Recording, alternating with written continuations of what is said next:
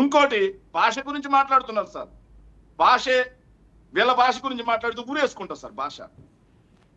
Sir Pawan Kalyan గారు నాడు మాట్లాడిన భాష ఏంటి మర్చిపోయారా? ముఖ్యమంత్రి గారిని పట్టుకొని నువ్వెవడు జగన్ అన్నావు. మరి ప్రభుత్వం మీద గౌరవం లేదా ఆ రోజు? చట్టాల మీద గౌరవం లేదా ఆ రోజు? ప్రభుత్వం మీద చట్టాల మీద గౌరవం లేదా ఆ రోజు? మనకు ఉండదులేండి. ఏదైతే ఎమ్మెల్యేలు పట్టుకొని వైఎస్ఆర్ కాంగ్రెస్ పార్టీ శాసనసభ్యులను పట్టుకొని ఎన్ని బూతులు మాట్లాడారు? పీకలు విసికేస్తా, రండ్రా కొట్టుకుందాం, హాకీ స్టిక్కులతో కొట్టుకుందాం, రాడ్లతో కొట్టుకుందాం, ఇవన్నీ రాజ్యాంగబద్ధమైనటువంటి భాషలా సార్? నిన్నటికి నిన్న బాధ్యతాయుతమైనటువంటి డిప్యూటీ సీఎం పదవిలో ఉండి కాలు ఇచ్చేస్తాడంట సార్. ఎవరు కాళ్ళు ఇస్తావు పవన్ కళ్యాణ్? నువ్వు తోలు తీసేస్తాడంటే ఎవరు తోలు తీస్తావా నువ్వు? ఎంతమంది తోలు తీస్తావు? ఏమన్నా మటన్ కొట్టే వ్యాపారం ఏమైనా పెట్టుకున్నావు? తోలు తీసే వ్యాపారం ఎంతమంది తోలు తీస్తారు? బాధ్యతాయుతమైనటువంటి పదవి ఏం భాష సార్? వీళ్ళు జగన్మోహన్ రెడ్డి గారి గురించి మాట్లాడతారు. జగన్మోహన్ రెడ్డి గారు 2009 నుంచి రాజకీయాల్లోకి వచ్చారు. ఏ రోజు ఇలా వీళ్ళలాగా బరి తెగించి నిస్సిగ్గుగా ఒకవైపు చూస్తే చంద్రబాబు నాయుడు గారు ఏమో ప్రతిపక్షంలో ఉన్నప్పుడు ఆడమ్మ మొగుడు ఈడమ్మ మొగుడు అని మాట్లాడతారు. ఒకవైపు నారా లోకేష్ ఏమో మాట్లాడిన చూసాం. అవన్నీ చాగంటి కోటేశ్వరరావు ప్రవచనాలు. వాళ్ళు చేస్తే సంసారం పక్కన వాళ్ళు జగన్మోహన్ రెడ్డి గారు ఏమీ మాట్లాడకుండానే దాన్ని కాస్త వేరే విధంగా చూపిస్తారు. సరే ఏంటి కాదు శేఖర్, ఇప్పుడు ఏంటి అరెస్ట్ చేస్తారంటున్నారు? అరెస్ట్ చేస్తేనేమో చేసుకోమని సార్, సూట్కేసు సర్దు పెట్టుకోమన్నా ఏం చేస్తారు? ఎవడు భయపడుతున్నాడు? ఇలా తాటాకు చెప్పులకి ఎవరు భయపడేవాళ్ళు లేరు. ప్రజలు మొత్తం గమనిస్తారు. మా అరెస్టు తర్వాత ముందు మీరు ప్రజలకు ఇచ్చిన హామీలు నెరవేర్చండి.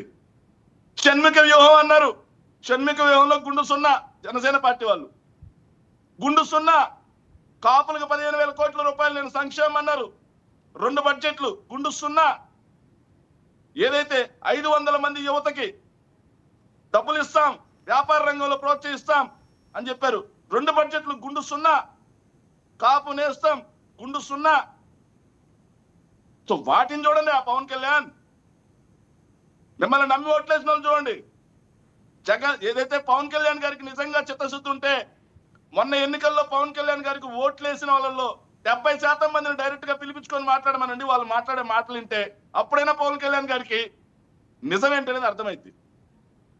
ఇలా కాకుండా జగన్మోహన్ రెడ్డి గారు రానివ్వను సార్, రానివ్వను చూద్దాం 2029 ఎవరు వస్తారు ఎవరు రానివ్వరు సార్. ఒకటి పొత్తు లేకపోతే ఒక్క నిమిషం సార్, పొత్తు లేకపోతే సర్పంచ్ గా కూడా గెలవలేని వ్యక్తి వచ్చి మమ్మల్ని రానివ్వను బెదిరివ్వను.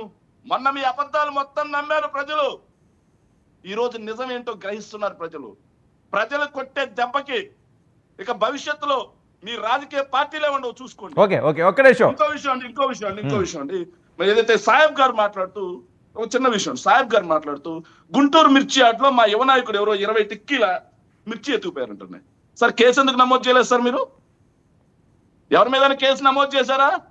అరెస్ట్ చేశారా? ఏదైతే ఆ టిక్కీలను రికవరీ చేశారా?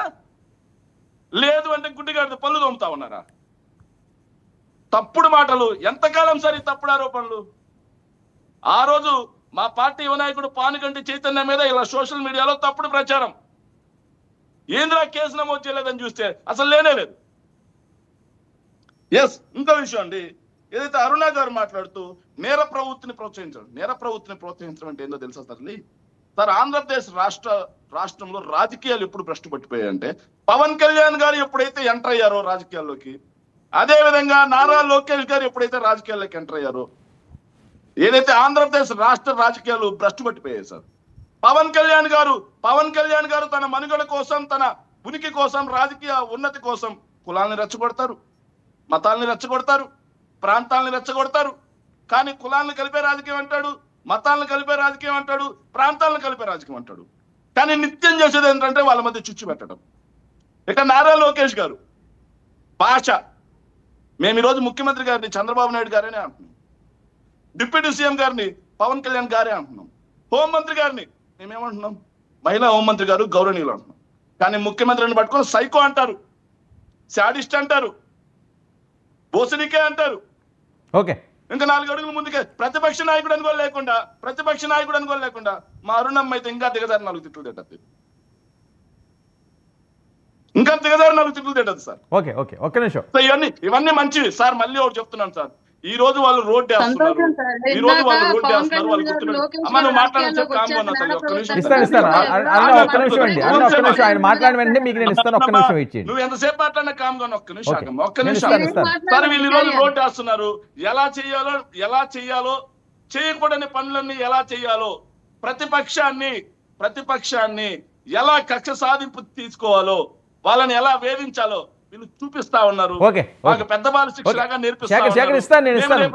శేఖర్ నేను ఇస్తాను. మీరు చాలా అంశాలు ప్రస్తావించారు కాబట్టి పవన్ కళ్యాణ్ గారు డైరెక్ట్ గా వినండి. వైఎస్ఆర్ కాంగ్రెస్ గురించి మాట్లాడారో ఓకే, వాళ్ళకి అట్టున్నారు మాత్రం కన్ఫర్మ్. ఓకే ఒక్క నిమిషం అరుణ గారు రెస్పాండ్ అవ్వండి. చాలా అంశాలు మాట్లాడారు సార్. లేదు సార్, నేను ఇందాక ఆయన పవన్ కళ్యాణ్ గారు లోకేష్ గారు రాజకీయాల్లోకి వచ్చాక నేర ప్రవృత్తి వైపు వెళ్ళింది అనగానే అవాక్కయ్యాను. వివేకానంద రెడ్డి గారు మర్డరేమో వీళ్ళిద్దరి మీద వేస్తాను ఇప్పుడు శేఖర్ రెడ్డి గారు అని చెప్పేసి భయపడ్డాను. సంతోషం. వేరే వివేకానంద రెడ్డి గారు మటరేం గుడి కాదు, పళ్ళు తోముతా ఉన్నారమ్మా సంవత్సరం నుంచి ఏం సంక్రాంతి. ఓకే ఓకే శేఖర్ మీరు మాట్లాడడం ఆయన మాట్లాడలేదు కదా, మీరు నోట్ చేసుకోండి.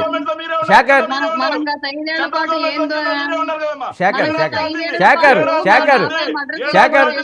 మీరు నోట్ చేసుకోండి. శేఖర్ క్రాస్ టాక్ వద్దు. మధ్యలో మాట్లాడద్దని ఒక్క నిమిషం, క్రాస్ టాక్ వద్దు. ఏ పురోగతి తీసుకొచ్చారు వివేకానంద గారు? అరే ఒక్క నిమిషం శేఖర్ క్రాస్ టాక్ వద్దు. క్రాస్ టాక్ చేస్తే ఎవరు చేసినా మ్యూట్ లో పెడతారు వాళ్ళు. క్రాస్ టాక్ వద్దు. ఇప్పుడు అవకాశం ఇచ్చారు కదా, ఆవిడ ఆగిపోయారు. మీరే చెప్పారు కదా మధ్యలో రావద్దని. మీరు రావద్దు మధ్యలో. సార్ నేను మాట్లాడచ్చా? మాట్లాడండి. కాదు సార్, సంవత్సర కాలానికే ఏదో గాడిద పళ్ళు తోముతున్నారు అని చెప్పేసి క్వశ్చన్ చేయాల్సి వస్తే వివేకానంద రెడ్డి గారు మర్డర్ కేసులో ఆయన ఏమి జగన్మోహన్ చంద్ర